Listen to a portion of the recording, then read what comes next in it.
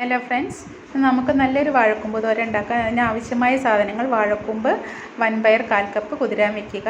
അതിനുശേഷം വാഴക്കൂമ്പ് നന്നായിട്ട് കൊത്തി അരിയുക. അതിൻ്റെ നാരൊക്കെ കളഞ്ഞതിന് ശേഷം എടുത്ത് വയ്ക്കാം.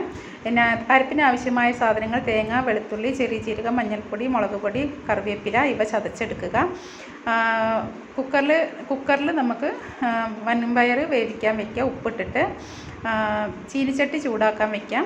അതിലേക്ക് കടുക്, വറ്റൽമുളക്, കറിവേപ്പില എന്നിവ ചേർത്തതിന് ശേഷം നമുക്ക് വാഴക്കൂമ്പ് തട്ടിയിടാം. അതിൻ്റെ മേലേക്ക് നമുക്ക് ചതച്ച് വച്ച അരപ്പിടാം. അതിൻ്റെ മേലേക്ക് നമുക്ക് വൻപയർ ഇട്ടതിന് ശേഷം അത് നന്നായിട്ട് മൂടി വെച്ച് ആവി കയറ്റുക. അത് വെന്തതിന് ശേഷം നമുക്ക് ഇളക്കി നോക്കാം.